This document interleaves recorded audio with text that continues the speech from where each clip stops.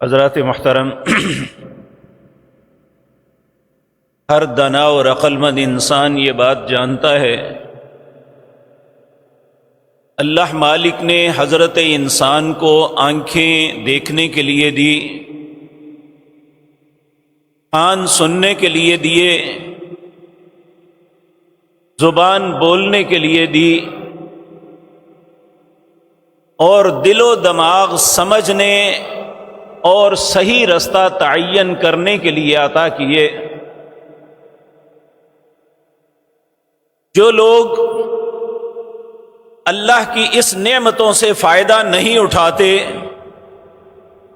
جس مقصد کے لیے اللہ نے حضرت انسان کو یہ نعمتیں دی ہیں،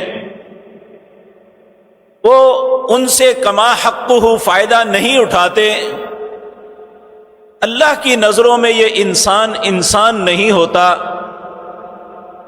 بلکہ سورۃ اعراف کے اندر اللہ نے فرمایا وَلَقَدْ ذَرَأْنَا لِجَهَنَّمَ كَثِيرًا مِنَ الْجِنِّ وَالْإِنسِ، کہ بہت سے جن اور انسان پیدا ہی جہنم میں جلنے کے لیے ہوتے ہیں۔ العیاذ باللہ، اللہ ہم سب کو اپنی پناہ میں رکھے۔ اے رحیم و کریم رب، تو بڑا ہی مہربان ہے۔ ان کا گناہ کیا ہے کہ آپ نے فرمایا کہ بہت سے جن اور انسان پیدا ہی جہنم میں جلنے کے لیے ہوئے۔ اللہ فرماتے ہیں لہم قلوب لا یفقہون بہا، میں نے دل دیا ہے، سمجھتے نہیں ہیں۔ وَلَهُمْ أَعْيُنٌ، آنکھیں دی ہیں، لا یبصرون بہا، دیکھتے نہیں ہیں، دیکھتے ہیں تو حق کو پہچانتے نہیں ہیں۔ وَلَهُمْ آذان لا يسمعون بها، کان دیے ہیں، بات کو سنتے بھی ہیں، ایکسپٹ نہیں کرتے۔ اولئک کالانعام، یہ انسان نہیں جانور ہیں۔ پھر کہا نہیں، جانور بھی وہ ہے جس مقصد کے لیے اللہ نے اسے پیدا کیا، وہ اپنا مقصد پورا کر رہا ہے۔ آپ سب جانتے ہیں کچھ ایسے جانور ہیں جو اللہ نے بار برداری کے لیے بنائے، تو ساری زندگی آپ کا بوجھ اٹھا کے چلتے زندگی گزار دیتے ہیں فقط کھانے پینے کے بدلے۔ اور بہت سے ایسے جانور ہیں جو سواری کے لیے پیدا کیے، وہ سرپٹ بھاگ کے صحراؤں سمندروں کو پار کرواتے ہیں، انسان کو ایک جگہ سے دوسری جگہ تک پہنچاتے ہیں، وہ اپنی ڈیوٹی پوری امانت داری سے ادا کر رہے ہیں۔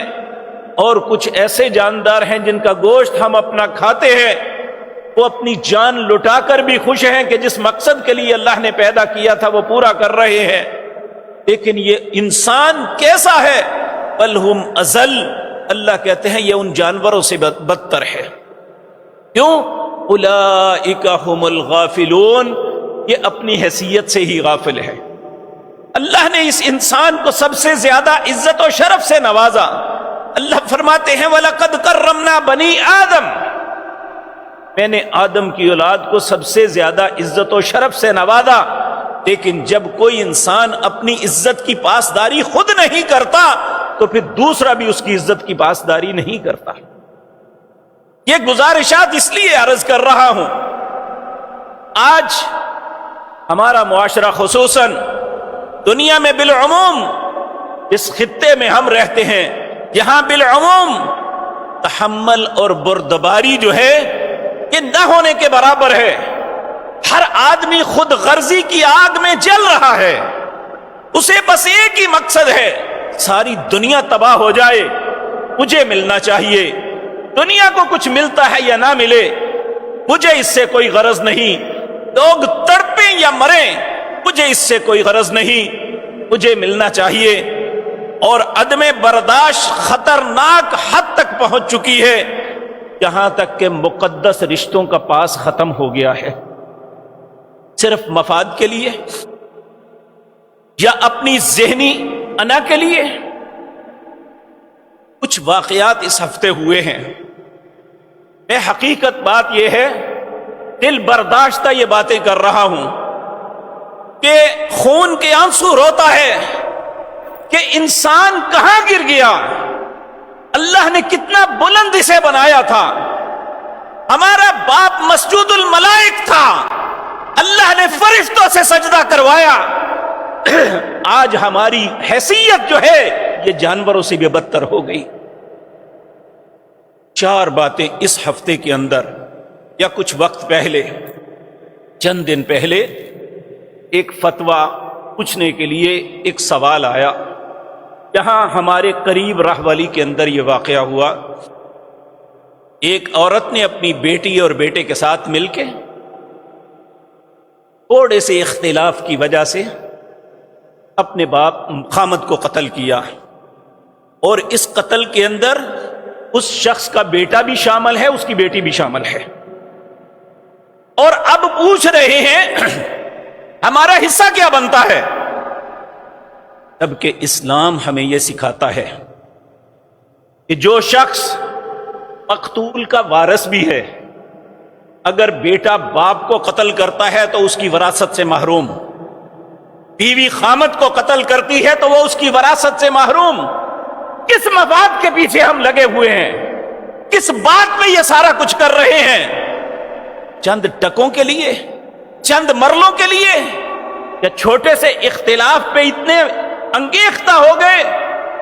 جبکہ جس نبی کا کلمہ ہم پڑھتے ہیں ان کی صفات میں ایک بہت بڑی صفت یہ تھی، حلم اور بردباری۔ حلم کیا ہے؟ کہ انسان کسی کی تکلیف کو برداشت بھی کر لے، اس کے باوجود اس کے خلاف ایکشن نہ لے، طاقت ہونے کے باوجود۔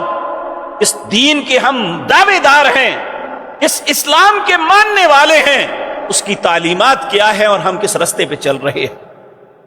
میرے عزیز بھائیوں، یہ ایک انڈرسٹوڈ بات ہے۔ ایک اندھا آدمی کہیں گر جائے نا کسی گڑھے میں تو ہر آدمی ترس کھاتا ہے کہ بیچارہ اندھا تھا، گر پڑائی سے نکالو، اس کے ساتھ ہمدردی کی جاتی ہے۔ ایک آنکھوں والا بینا آدمی ٹھوکر کھا کے گر پڑے تو لوگ کہتے ہیں ہمدردی نہیں، کہتے تمہیں نظر آتا تھا، دھیان سے کیوں نہیں چلے؟ ہم وہ لوگ ہیں دنیا کے اندر جن کے پاس قرآن جیسی رہنما کتاب ہے، جن کے رہبر جناب محمد الرسول اللہ ہیں، اور ہم بھٹک رہے ہیں، گڑھوں میں گر رہے ہیں، ہم اپنے آپ کو سنبھال نہیں پا رہے۔ کیا معاملہ ہے؟ چھوٹی چھوٹی بات پہ العیاذ باللہ خون اتنا سفید ہو گیا۔ جنگ کے علاقے میں یہ پچھلے ہفتے واقعہ ہوا، ایک میاں بیوی کے درمیان طلاق ہو گئی، خامد نے بیوی کو طلاق دے دی، اس کا ایک 11 سال کا بیٹا ہے۔ بیٹا ٹھیک ہے، باپ بھی اپنی جگہ، لیکن ماں سے بھی محبت تھی، وہ ماں سے ملنے جایا کرتا تھا۔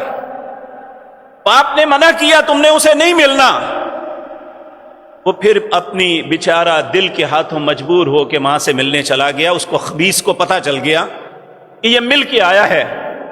اس دیوس اور بے غیرت نے اپنے 11 سال کے بیٹے کی ٹانگ کلہاڑی سے کاٹ دی۔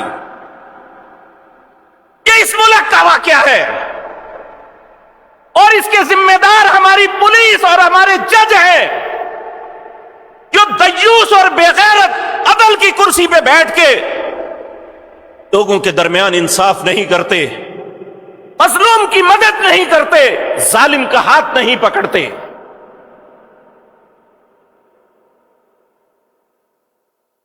اللہ اکبر۔ اسی طرح بکھر کے اندر وہاں ایک تحصیل ہے منکیرہ، یہ بھی پچھلے ہفتے کا واقعہ ہے۔ بیٹے اور ماں میں تلخی ہو جاتی ہے کسی بات پہ، ماں باپ ڈانٹتے ہیں، اولاد کو سمجھاتے ہیں، ان کی بدبختی پہ انہیں احساس دلاتے ہیں، اور دیوس بیٹے نے کیا کیا؟ کلہاڑی پکڑ کے ماں کی سر میں مار مار کے اسے انتہائی زخمی کر دیا۔ محلے کے لوگوں نے ماں کو اٹھایا، ایمبولنس پہ ڈالا، ہسپتال جا کے اس کا علاج کروائیں۔ ماں آخری دموں میں آخری سانس بھر رہی تھی، اور پاس بیٹھے ہوئے انسان جو اسے لے کے جا رہے تھے کہنے لگی میرا بیٹا جذباتی تھا، میں نے اسے معاف کیا، میرے گھر والوں سے کہنا اسے وقت پہ کھانا دے دیا کرے۔ مسلمانوں ہم مر کیوں نہیں گئے؟ کہاں ہماری غیرت چلی گئی؟ ہم مولویوں کو اپنے کھانے کے علاوہ اور لوگوں کو لڑانے کے علاوہ کوئی مسئلہ ہی نہیں رہا، جبکہ یہ سٹیج اور ممبر اس لیے تھا کہ لوگوں کی اصلاح کی جائے، لوگوں کی خیر کی بات بتائی جائے، لوگوں کو شر سے روکا جائے، اسلام کی تعلیمات یہاں بیان کی جائے۔ ہم ایک دوسرے کے خلاف بکواس پہ لگے ہوئے ہیں۔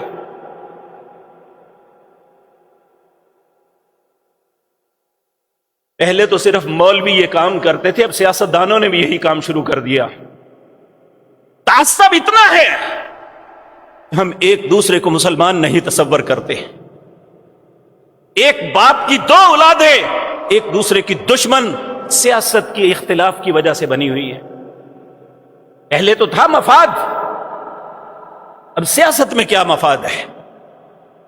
یا ایک پارٹی کے بڑے لے جائیں گے یا دوسری پارٹی کے بڑے لے جائیں گے، ہم نے کیا لینا ہے؟ کس بات پہ جھوٹ، کس بات پہ یہ سارا کچھ؟ ایک طالب علم کی حیثیت سے میں درد دل سے یہ بات عرض کرتا ہوں، واللہ آج ہمارے اندر جو سب سے بڑی کوتاہی اور خباثت ہے وہ رزق حلال کی طلب نہ کرنا۔ ہر انسان الا ماشاء اللہ، سب انسان ختم نہیں ہوئے، وگرنہ سارے ہی برے ہو جائیں اللہ اسی دن قیامت کو قائم کر دے گا۔ بہت سے لوگ ہیں، اللہ ہمیں بھی ان جیسا بننے کی توفیق دے، جن کی زندگی کا مقصد صرف رزق حلال ہے، اور ہم جتنی بھی عبادات کرتے ہیں ان سب کا انحصار رزق حلال کے اوپر ہے۔ اگر ہمارا رزق حلال نہیں تو ہماری نماز نہیں، اگر ہمارا رزق حلال نہیں تو ہمارا خرچ کرنا کسی کام نہیں، اگر ہمارا رزق حلال نہیں تو ہمارے روزے کی کوئی حیثیت نہیں، اگر ہمارا رزق حلال نہیں تو ہمارے حج اور عمرے کی کوئی حیثیت نہیں، اگر ہمارا رزق حلال نہیں تو مالک ہماری دعا کو قبول نہیں کرے گا۔ لیکن آج یہ بات ہی ختم ہو گئی۔ رسول اللہ صلی اللہ علیہ وسلم نے فرمایا قیامت کے قریب ایسا وقت آئے گا کہ انسان صرف یہ سوچے گا مجھے پیسہ آنا چاہیے، یہ نہیں سوچے گا یہ حرام ہے یا حلال۔ العیاذ باللہ سب سے بڑی بات۔ اور چوتھا واقعہ یہ چند ماہ پہلے کا تھا، یہ بہت وائرل ہوا۔ ایک لینڈ لارڈ آدمی کے بیٹے نے کہا مجھے فلاں گاڑی چاہیے۔ اس نے کہا بیٹے تیرے پاس گاڑیاں ہیں، لیکن پھر دل میں سوچنے لگا جو اللہ نے دیا ہے تو اسے گاڑی لے دے۔ اس نے اس کی مطلوبہ گاڑی خریدی، بک کروا دی، لیکن اس خناس نے وہ وقت آنے سے پہلے باپ کو قتل کر دیا،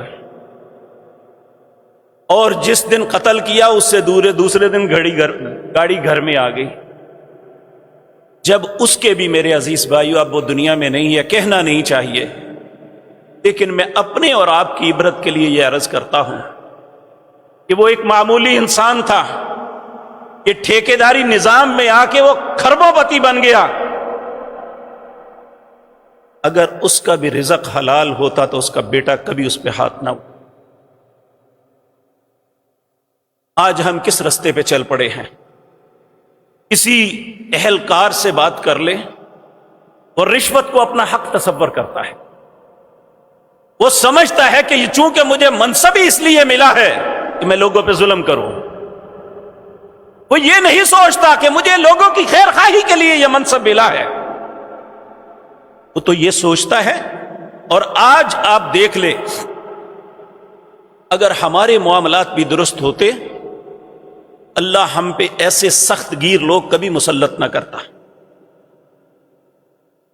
کوئی انسان، ایک وقت تھا کہ مسلمان تاجر کسی منڈی میں اترتا، لوگ سارے تاجروں کو چھوڑ دیتے، مسلمان سے سودا خریدتے کہ یہ بددیانت نہیں ہوتے، ان کا مال 2 نمبر نہیں ہوتا۔ یہ جو زبان سے کہتے ہیں اس کے مطابق کرتے ہیں۔ اے پاکستان کے مسلمان، میں اور آپ کہاں کھڑے ہیں؟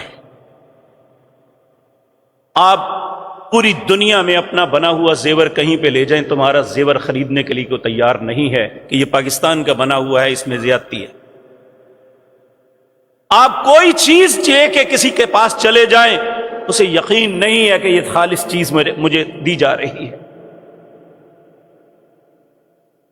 تو میرے عزیز بھائیو، جب اولادوں کو کھلائیں گے ہی حرام، ان کے اندر خون کیسے حلال پنپے گا؟ ان کی سوچ کیسے حلال ہوگی؟ ان کا کردار حلال کیسے بنے گا؟ کہ ہم اپنے ساتھ زیادتی کر رہے ہیں، اپنی اولادوں کی بربادی کا سارا کچھ کر رہے ہیں۔ بظاہر یہ ہے کہ رات کو ہم ہزاروں نہیں لاکھوں نوٹ گن کے اپنے گھر لے آتے ہیں، لیکن جو بربادی اللہ ہمارے مقدر میں لکھتا ہے اس کو کبھی سوچا بھی نہیں ہے۔ کیا یہ بربادیاں نہیں ہیں کہ بیٹا ماں کو اور بیٹے اور بیٹی اور بیوی مل کے خامد کو قتل کر رہے ہیں؟ باپ اولاد کی ٹانگیں کاٹ رہا ہے، بیٹا ایک مطالبے پہ اپنے باپ کو قتل کر رہا ہے۔ کہاں کھڑے ہیں مسلمانوں ہم؟ جبکہ ان ماں باپ کا احترام یہ ہے، اللہ رب العزت نے قرآن کریم میں جہاں بھی اپنے فیصلہ کیا، اپنی ذات کے متعلق، سیکنڈ والدین کے متعلق کہا۔ سورۃ بنی اسرائیل اس کا 3 رکوع، اللہ فرماتے ہیں وَقَضَىٰ رَبُّكَ أَلَّا تَعْبُدُوا إِلَّا إِيَّاهُ وَبِالْوَالِدَيْنِ إِحْسَانًا، تیرے رب نے فیصلہ کیا ہے عبادت صرف اللہ کی، اللہ تعبدوا الا ایہ، صرف اللہ کی عبادت، اور احسان کس پہ؟ وبالوالدین احسانا، اما یبلغن عندک الکبر احدہما او کلاہما فلا تقل لہما اف۔ ماں باپ جب ضعیف ہو جائیں، بوڑھے ہو جائیں، جب وہ کام کے قابل نہ رہیں، انہوں نے اپنی جوانی تمہارے لیے لٹا دی، اپنا سارا کچھ تجھ پہ نشاور کر دیا، اب وہ بوڑھے ہو گئے، فلا تقل لہما اف، انہیں کبھی اف بھی نہیں کہنا، ولا تنہرہما، انہیں جھڑکنا بھی نہیں، وقل لہما قولا کریما، جب بھی بات کرنی ہے بڑے احترام سے کرنی ہے، واخفض لہما جناح الذل، اگر جھکنا ہی ہے تو مولوی کے سامنے، پیر کے سامنے، امام کے سامنے نہیں، اپنے ماں باپ کے سامنے اپنے آپ کو وَاخْفِضْ لَهُمَا جَنَاحَ الذُّلِّ مِنَ الرَّحْمَةِ، رحمت کے ساتھ، پیار کے ساتھ، شفقت کے ساتھ ان کے سامنے ایسے ہو جانا، اور ان کے لیے اللہ سے دعا کرنا، رب ارحمہما کما ربیانی صغیرا، اے اللہ ان دونوں پہ اسی طرح رحم کر جس طرح یہ بچپن میں مجھ پہ کرتے رہے۔ اور میرے بھائیوں، ہم کیا سوچ رہے ہیں، کیا کر رہے ہیں؟ میں نے آغاز میں جو آیت آپ کے سامنے پڑھی، اللہ رب العزت حکمن فرما رہے ہیں خذ العفو، اے میرے پاک پیغمبر اور اس کی امت کے لوگوں، معافی کو اختیار کرو، درگزر کرو، وامر بالعرف، اگر کچھ کہنا ہی ہے تو اچھی بات کہو، وَأَعْرِضْ عَنِ الْجَاهِلِينَ، سارے تمہارے ساتھ کوئی اچھے لوگ نہیں، بعض اوقات جاہلوں سے بھی واسطہ پڑ جاتا ہے، وَأَعْرِضْ عَنِ الْجَاهِلِينَ، جاہلوں سے اعراض کرنا۔ لیکن عموماً کیا ہوتا ہے کہ جب کوئی جہالت کے ساتھ پیش آتا ہے تو انسان بھی غصے میں آ جاتا ہے، اس کے ساتھ جھگڑا شروع۔ اللہ رب العزت اپنے بندوں کی صفات کا تذکرہ کرتے ہیں، اذا خاطبہم الجاہلون قالوا سلاما، جب کوئی جاہل آدمی، بے وقوف انسان تمہارے ساتھ جہالت سے ساتھ پیش آتا ہے تو کہو بھائی سلام ہے، یہ نہیں کہ کسی نے گالی نکالی ہے تو آپ بھی گالیاں نکالنی شروع کر دیں۔ نبی کریم صلی اللہ علیہ وسلم کے پیارے ساتھی سیدنا ابوبکر صدیق رضی اللہ تعالی عنہ، ایک مرتبہ ان کا کسی کے ساتھ اسی طرح کلیش ہو گیا۔ وہ بڑی بےہودگی سے گالیاں نکال رہا تھا، بری باتیں کر رہا تھا۔ سیدنا ابوبکر خاموش، نبی کریم پاس کھڑے ہیں، مسکرا رہے ہیں۔ آخر ہر انسان کے برداشت کی ایک حد ہوتی ہے۔ بالآخر حضرت ابوبکر نے بھی اس کی جواب دے دیا تو نبی کریم صلی اللہ علیہ وسلم کے چہرہ مبارک سے مسکراہٹ غائب ہو گئی اور آپ وہاں سے چل پڑے۔ حضرت ابوبکر کو بڑا دکھ ہوا، بھاگ کے پیچھے گئے کہ یا رسول اللہ میرے ساتھ وہ زیادتی کر رہا تھا، بدتمیزی کر رہا تھا، آپ ہنس رہے تھے اور مسکرا رہے تھے، جب میں نے جواب دیا اور ناراض ہو گئے، کیا معاملہ ہے؟ آپ نے فرمایا جب تک ابوبکر تم خاموش تو اللہ کے فرشتے اسے جواب دے رہے تھے، جب یہ معاملہ تم نے اپنے ہاتھوں پہ لے لیا اللہ کے فرشتے چلے گئے اور میں بھی چل پڑا۔ آپ کبھی کسی کے ساتھ برائی کے مقابلے میں اچھائی کر کے تو دیکھیں کہ اگر آپ کے ساتھ کوئی غلط کر رہا ہے آپ اچھائی کر کے دیکھیں۔ اللہ کا قانون ہی یہ نہیں ہے۔ کہا جب تمہیں ایسے کیفیت میں شیطان ابھارے گا کہ تم بھی لڑو، اینٹ کا جواب پتھر سے دو، اس کی بدتمیزی کا جواب گالی سے دو، اس کے تھپڑ کا مقابلہ مکے سے دو۔ وَإِمَّا يَنزَغَنَّكَ مِنَ الشَّيْطَانِ نَزْغٌ فَاسْتَعِذْ بِاللَّهِ، جب شیطان تمہیں ابھارے کہ تم بھی ایسا ہی کردار ادا کرو تو فوراً اللہ سے پناہ طلب کرو۔ فَاسْتَعِذْ بِاللَّهِ۔ اللہ اکبر۔ یہ سورت اعراف ہے، اس کی آیت نمبر 200 اور 201 دونوں آیتیں پڑھیں۔ کیا میں اپنے پاس سے کوئی بات تو نہیں کر رہا؟ فَاسْتَعِذْ بِاللَّهِ إِنَّهُ هُوَ السَّمِيعُ الْعَلِيمُ، بے شک اللہ سننے والا اور جاننے والا ہے۔ پھر اللہ فرماتے ہیں ایسا کون کرے گا؟ ان الذین اتقوا، بے شک جن کے دل میں خوف خدا ہوتا ہے، وہ لوگ جن کے دل میں تقوی ہے، خوف خدا ہے۔ اذا مسہم طائف من الشیطان، جب شیطان انہیں چھوتا ہے نا کہ تم بھی ایسا ہی کرو، تو تذکروا، انہیں فوراً یاد آ جاتا ہے کہ یہ خبیث میرے ساتھ وہی بہیو کر رہا ہے جو اللہ نے قرآن میں کہا۔ فَإِذَا هُمْ مُبْصِرُونَ، وہ فوراً ہی جان جاتے ہیں کہ یہ میرے ساتھ شیطان بہیو کر رہا ہے، مجھے ایسا نہیں کرنا۔ اسلام کی تعلیمات تو یہ ہے، اور ہم اس کے برعکس جس رستے پہ چلے ہوئے ہیں اللہ ہی ہم پہ رحم فرمائے۔ اللہ رب العزت سورۃ شعراء آیت نمبر 43 میں فرماتے ہیں وَلَمَنْ صَبَرَ وَغَفَرَ، جو شخص صبر سے کام لے اور درگزر کرے، إِنَّ ذَلِكَ لَمِنْ عَزْمِ الْأُمُورِ، یہ بہت حوصلہ مندوں کا کام ہے کہ وہ دوسرے کی خباثت کے آگے صبر سے کام لیتے ہیں، وغفر، اور معاف کر دیتے ہیں۔ معافی ایک ایسی چیز ہے، نبی مکرم صلی اللہ علیہ وسلم نے فرمایا میں اللہ کی قسم کھا کے یہ بات کہتا ہوں، اللہ آپ قسم نہ بھی اٹھاتے، آپ کی بات انڈرسٹوڈ اور سچ ہے۔ آپ نے فرمایا میں قسم اٹھا کے کہتا ہوں جو معاف کرتا ہے اللہ اسے بلند کرتا ہے۔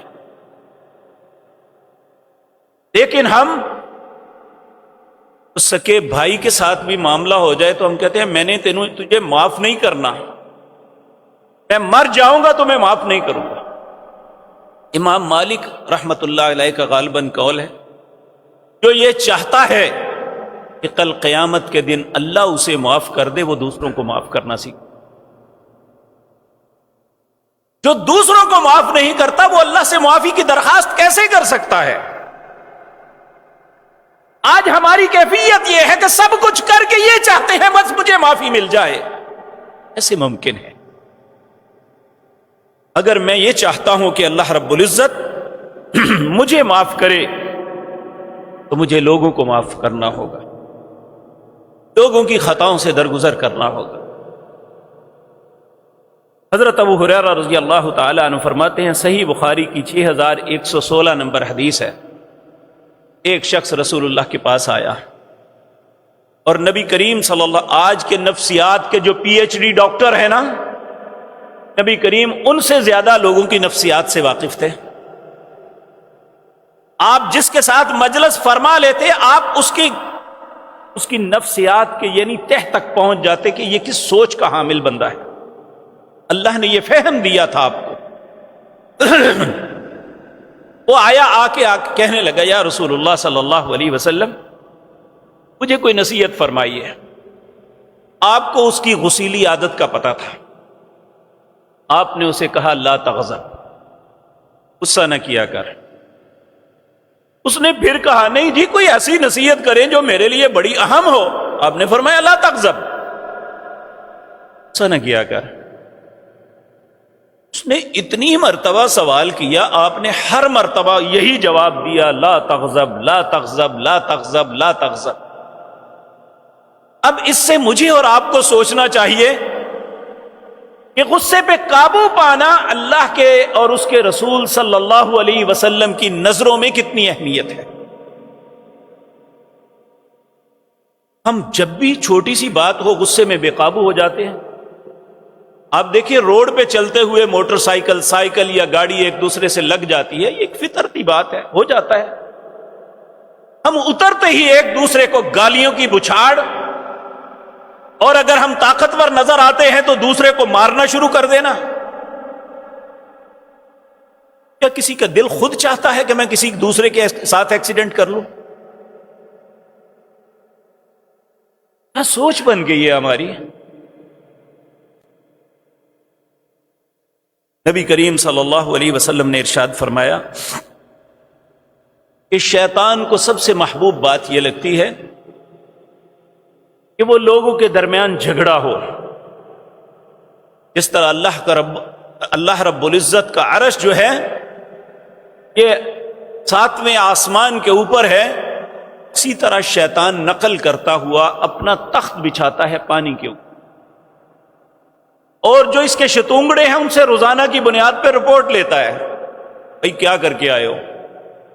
کہ میں فلاں گناہ کروایا، فلاں گناہ کروایا۔ وہ کہتا ٹھیک ہے ٹھیک ہے ٹھیک ہے۔ ایک آتا ہے، کہتا ہے میں نے میاں بیوی کے 2 خاندانوں کے درمیان لڑائی کروا دی۔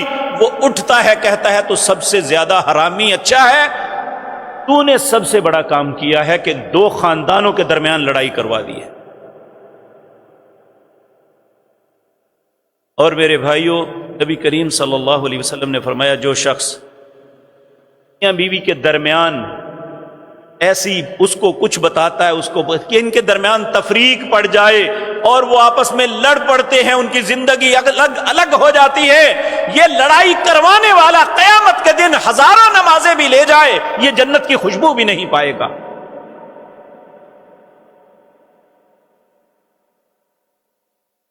جبکہ اللہ رب العزت نے سورۃ حجرات کے اندر فرمایا، انما المؤمنون اخوۃ، جو ایماندار ہیں ایک دوسرے کے بہن بھائی ہیں، فاصلحوا بین اخویکم، ان کے درمیان اصلاح کروانا اچھے انسان کی فطرت ہے، ان میں لڑائی کروانا شیطان کی فطرت ہے۔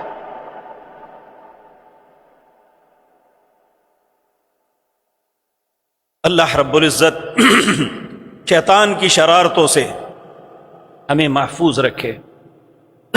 حضرت جابر رضی اللہ تعالی عنہ کہتے ہیں، یہ صحیح مسلم کے اندر 2812 نمبر حدیث ہے، نبی مکرم صلی اللہ علیہ وسلم اپنے صحابہ میں کھڑے تھے، ان سے کہنے لگے، ان الشیطان قد ایس ان یعبد المصلون جزیرۃ العرب، جو جزیرہ عرب کے اندر نمازیں پڑھنے والے ہیں، شیطان ان سے مایوس ہو چکا ہے کہ لوگ اس کی عبادت کریں، ولیکن بالتحریش بینہم، لیکن یہ بات اس کے لیے پاس ہے وہ ان کے درمیان عداوت اور لڑائی ڈالے۔ اور آج آپ دیکھ لیں، شیطان کا سب سے بڑا وار الکفر ملت واحدہ، دنیا کے کافر جتنے ہیں یہ آپس میں مل بیٹھتے ہیں، ہمارے 62 ممالک ہیں، مل کے کبھی نہیں بیٹھے۔ جب بھی کسی معاملے میں ان کا اجلاس ہوتا ہے اختلاف کی بنیاد پہ ختم ہو جاتا ہے۔ یہ شیطان کا امت مسلمہ کے اوپر سب سے بڑا وار ہے جس کا ہم سب شکار ہیں، انفرادی میں، خاندانی طور پہ اور ممالک کے طور پہ بھی ہم سب اس اختلاف کا شکار ہیں، اور اس بات کو سمجھنے کے لیے تیار بھی نہیں ہے کہ ہمارے رب کا حکم کیا ہے۔ اسی طرح اللہ رب العزت سورۃ مائدہ کے اندر فرماتے ہیں انما یرید الشیطان، شیطان کا ارادہ کیا ہے؟ ان یوقع بینکم العداوۃ والبغضاء، وہ تمہارے درمیان عداوت اور بغض ڈال دے۔ بغض کیا ہوتا ہے؟ ایک دوسرے کے دل میں نفرت۔ ہم ایک لائن میں نماز پڑھتے ہیں، یہ ہماری تربیت ہے، ایک امام کے پیچھے پڑھتے ہیں، جب وہ کاشن دیتا ہے اگر وہ رکوع جائے تو کوئی بندہ کھڑا نہیں رہ سکتا، اگر وہ کھڑا ہو جائے تو کوئی بندہ رکوع میں نہیں رہ سکتا، اگر وہ سجدے میں جائے تو کوئی بندہ بیٹھ نہیں سکتا۔ یہ ہماری تربیت ہے۔ اس تربیت سے ہم نے کبھی سبق سیکھا ہے؟ یہ تو ہمیں ایک بنانے کے لیے ہے، ہمیں باجماعت نماز کا حکم ہی اس لیے دیا گیا ہے کہ ہمارے دل مل جائیں۔ رسول اللہ صلی اللہ علیہ وسلم نماز کے کھڑے ہونے سے پہلے لوگوں کو کہتے سووا صفوفکم وسدوا الخلل، صفیں سیدھی کر لو، آپس میں مل جاؤ، اللہ تمہارے دلوں کو ملا دے گے۔ جب تم ملنا چھوڑ دو گے اللہ تمہارے دلوں میں تفریق ڈال دیں گے۔ آج ہم نے فرقوں کی پہچان بنا لی کہ کوئی شخص ملنا چاہے تو بعض لوگ نہیں ملتے۔ ابھی نہیں سوچا رسول اللہ کیا کیا حکم ہے، ہمیں صرف اپنے فرقے سے غرض ہے، اپنے مولوی کے کہنے پہ غرض ہے۔ کاش ہم اپنی زندگی کا مقصد یہ بنا لیں کہ رسول اللہ جن کا کلمہ پڑھتے ہیں ان کا کیا طریقہ تھا۔ ہم نماز میں بھی کھڑے ہوتے ہیں تو بغض لے کے، اور بعض اوقات ایک انسان پیچھے سے آتا ہے، وہ دیکھتا ہے کہ میں جس کے ساتھ کھڑا ہونا ہے وہ میری مرضی کا بندہ ہے یا نہیں ہے، بندہ دیکھ کے کھڑے ہوتے ہیں ہم۔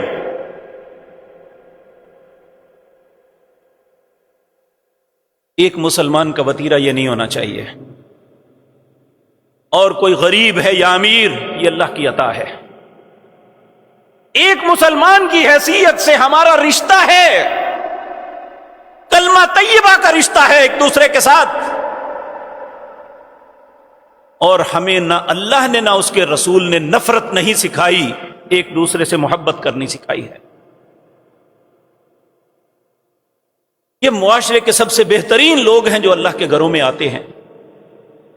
اگر یہ بھی اپنے دل میں اللہ کے گھر میں نفرت لے کے آئیں گے اور نفرت لے کے جائیں گے تو پھر دنیا میں کون ہے جو کسی کو سمجھا سکے گا؟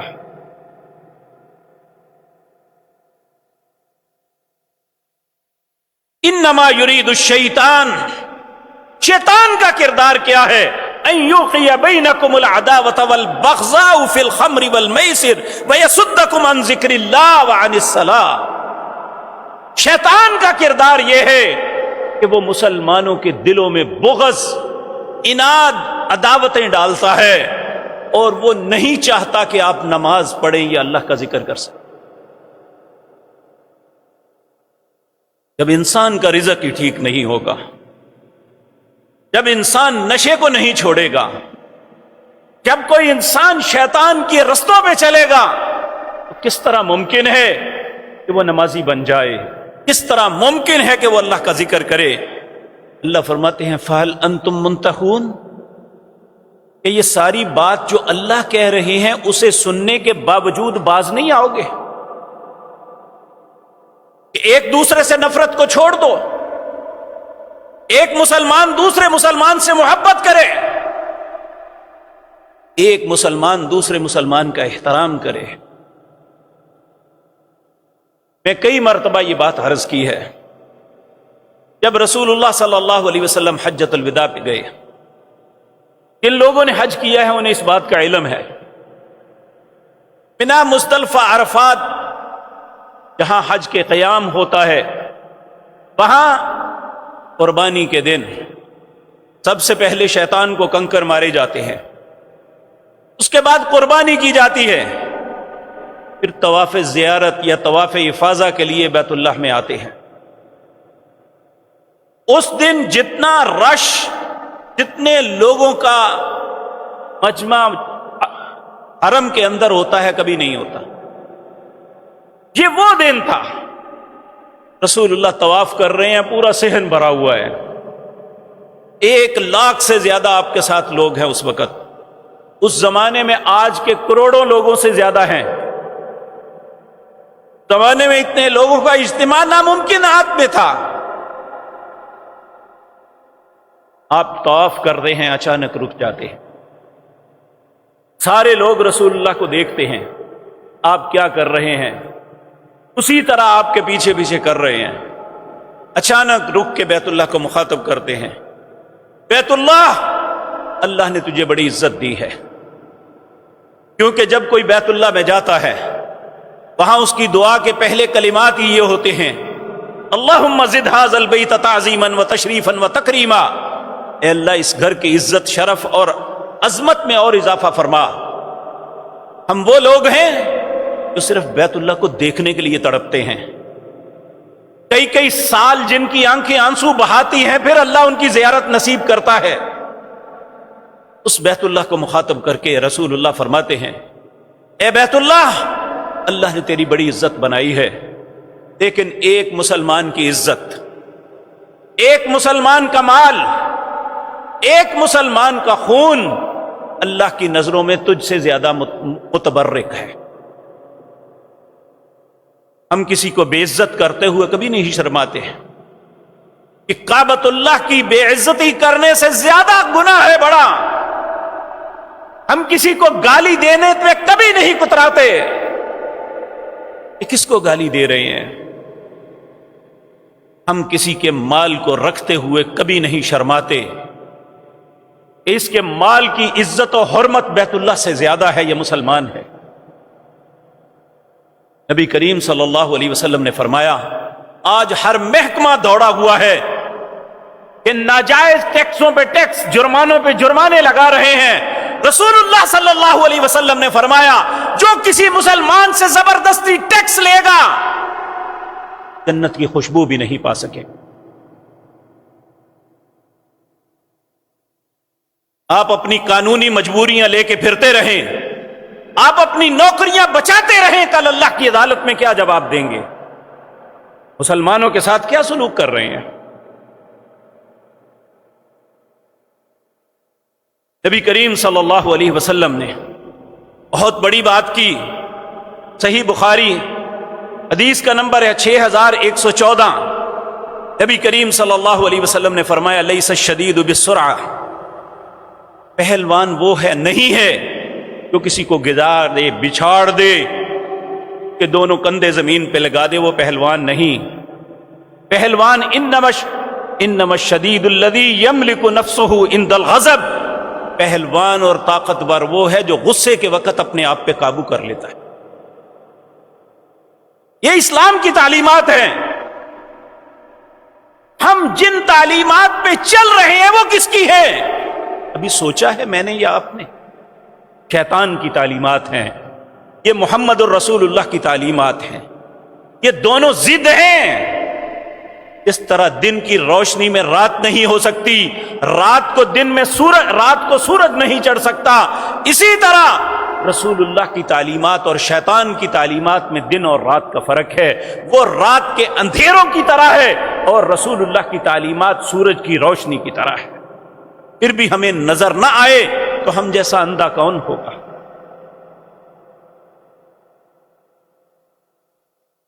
ایک صحابی تھی جن کا نام اشجع تھا، یہ نبی کریم صلی اللہ علیہ وسلم کے پاس بنو عبد القیس کے یہ باشندے تھے۔ نبی کریم کے پاس آتے تو آپ ان کے ساتھ بڑی شفقت کرتے، لوگوں کو بھی تعجب ہوتا کہ آخر اس میں ایسی بات کیا ہے۔ ایک مرتبہ لوگوں کی موجودگی میں رسول اللہ نے فرما ہی دیا۔ آپ نے فرمایا اشجع ان فیک لخصلتین یحبوہما اللہ، تیرے اندر دو عادتیں ایسی ہیں جو اللہ کو بڑی محبوب ہیں۔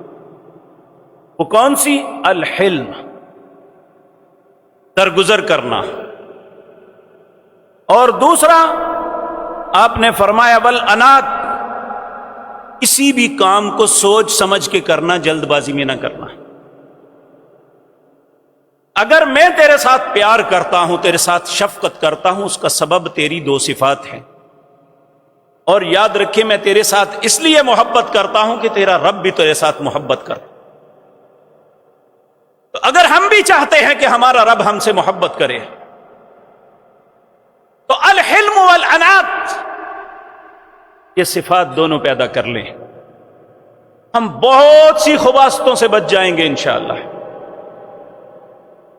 آپ دیکھیں بعض لوگ کہتے ہیں اس بندے نے تو ایسی زندگی گزاری ہے کہ نہ کبھی کسی کے ساتھ لڑا ہے، نہ کبھی کسی کے ساتھ ایسا معاملہ ہوا ہے، نہ کبھی کسی کے ساتھ مقدمہ ہوا ہے، اس کے مرنے پہ یہ اس کی صفات بیان کی جاتی ہے۔ اور اس کے برعکس جس شخص نے لوگوں کے ساتھ لڑائی بڑھائی میں وقت گزارا ہوگا اور وہ فتنہ فساد اور دنگے کا عادی ہوگا، اس کی میت پہ کیا تعریف کریں گے لوگ اس کی؟ نبی کریم صلی اللہ علیہ وسلم نے فرمایا، اب بیٹھے ہوئے تھے، ایک جنازہ گزرا، لوگوں نے اس کی تعریف کی، یہ بہت اچھا تھا، ایسا تھا، ایسا تھا۔ آپ نے فرمایا وجبت۔ دن گزرے، ایک اور جنازہ گزرا، لوگوں نے اس کی بڑی بد تعریفی کی، یہ ایسا ایسا تھا، اس کے اندر یہ کوتاہیاں تھیں، یہ ایسا تھا، لوگوں کے ساتھ یہ کرتا۔ آپ نے فرمایا وجبت۔ جنازہ تو چلا گیا، ایک شخص نے پوچھ دیا یا رسول اللہ فلاں دن فلاں جنازہ گزرا تھا، لوگوں نے اس کی تعریف کی، آپ نے فرمایا وجبت۔ آپ نے آج بھی کہا وجبت، یہ کیا وجب ہو گیا؟ آپ نے فرمایا جس کے حق میں آپ نے اچھی گواہی دی اس کے لیے جنت واجب ہوگی، اور جس کے لیے بری گواہی دی اس کے لیے جہنم واجب۔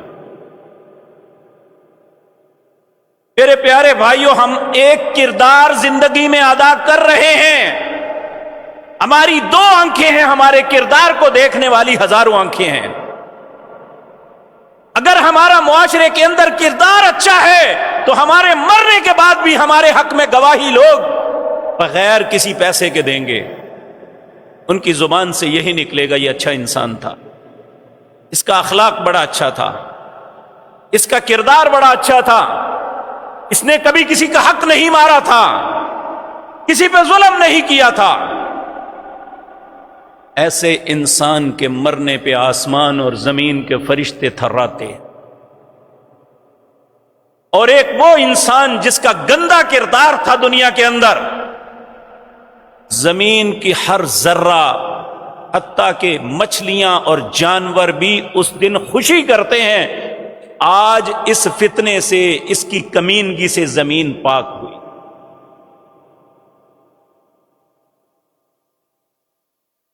تو میرے عزیز بھائیو،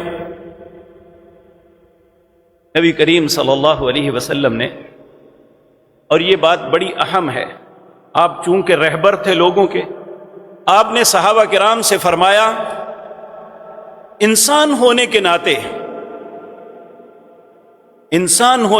ہر انسان میں کوئی نہ کوئی کوتاہی ہوتی ہے، میرے سامنے کسی بندے کی کوتاہی بیان نہ کیا کرو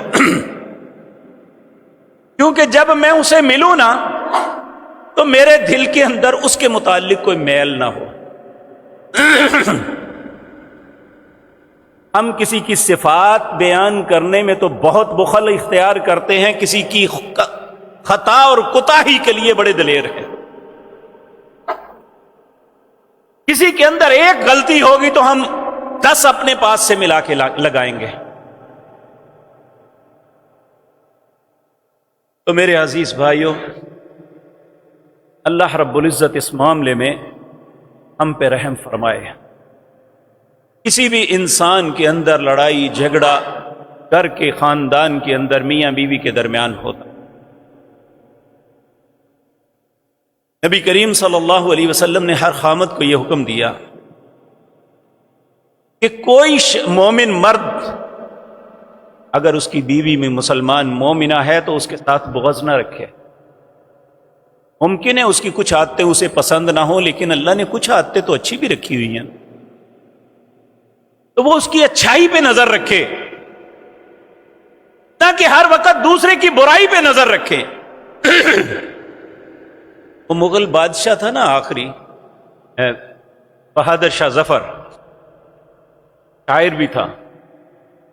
بہت سے اشعار بڑے خوبصورت ہیں، ان میں ہمارے لیے بہت بڑا سبق ہے. ان میں ایک شعر اس کا تھا کہ نہ تھی جب گناہوں پہ اپنے نظر، رہے ڈھونڈتے لوگوں کے عیب و ہنر، پڑی جب گناہوں پہ اپنے نظر، نگاہوں میں کوئی برا نہ رہا.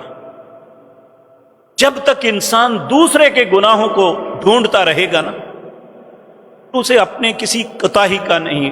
آج ہماری کیفیت یہی ہے، ہمیں دوسروں کے گناہوں سے غرض ہے، اپنے سے نہیں. جب انسان اپنے گریبان میں منہ ڈالے گا نا، اپنے آپ کو دیکھے گا، تو پھر سارے انسان اپنے سے اچھے نظر آئیں گے. کاش ہم ایسے مسلمان بن جائیں.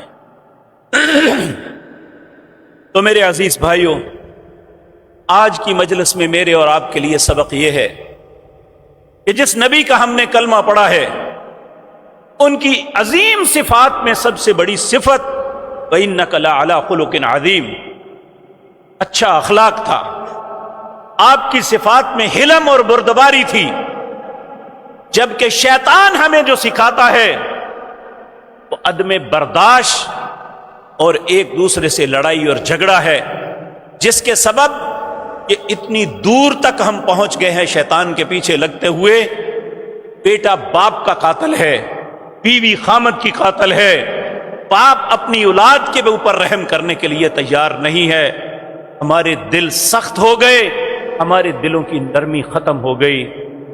جو شخص جتنا نرم دل ہوگا اتنی نرم دلی سے رب اس کے ساتھ ملے گا. جتنا دنیا میں انسان سخت دل کمینہ ہوگا، اللہ اتنی ہی سختی کے ساتھ اسے ملے گا. اللہ ہمارے دلوں کو نرم فرما دے. اقول قولی ھذا واستغفر.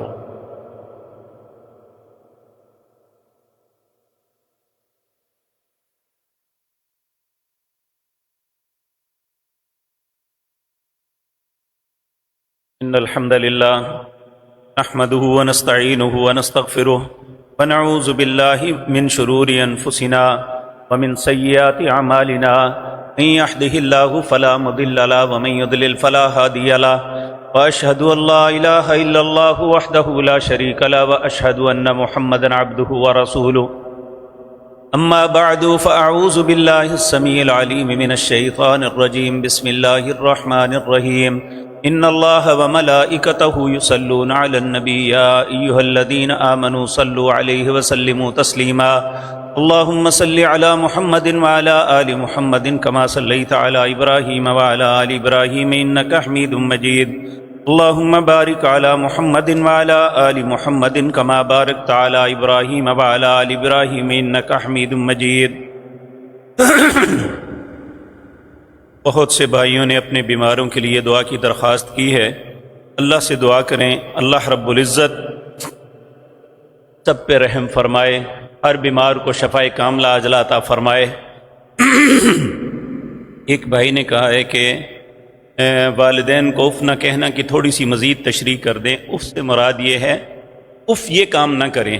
یہ انتہائی نرم لہجہ ہے جو کسی انسان کو منع کرنے کے لیے ہوتا ہے. اللہ نے اس سے بھی منع کیا ہے کہ ایسے بھی والدین کو نہیں کہنا، بلکہ ان کے ساتھ بڑے ہی پیار کے ساتھ پیش آنا. یہی طریقہ رسول اللہ صلی اللہ علیہ وسلم کی سیرت میں ہمیں ملتا ہے.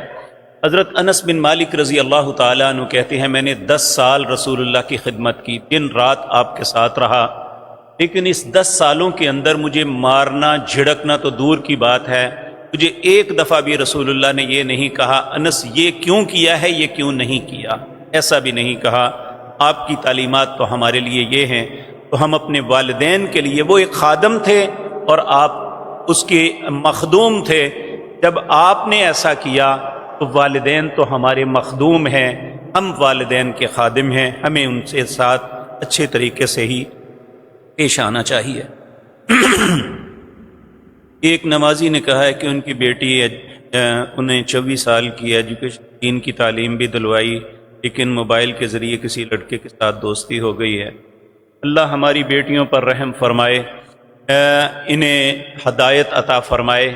ایک دعا ہے، آپ اپنی دعاؤں کا حصہ بنا لیں۔ اللہم اغفر لہا ورحمہا وعافیہا وارزقہا واہدہا وسددہا۔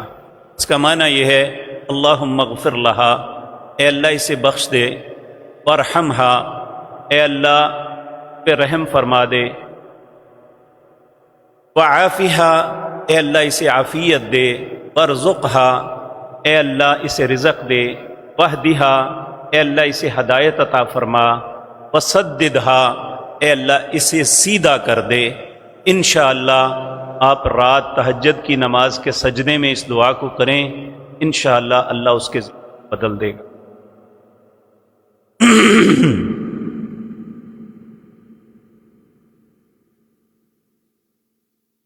ایک بھائی نے کہا ہے کہ اگر قرآنی آیات پاس رکھنا گناہ نہیں ہے تو تعویذ پر قرآنی آیت لکھ کر پہننا کیوں نہیں؟ میرے پیارے بھائی، جو کام رسول اللہ نے منع فرمایا ہمیں اس پہ ضد نہیں کرنی چاہیے کہ ایسا کر لیں تو پھر آپ نے مطلقاً فرمایا من علق تمیمۃ فقد اشرکا، اس نے تعویذ لٹکایا اس نے شرک کیا، تو ہمیں اس کی تعویل نہیں کر سکتے۔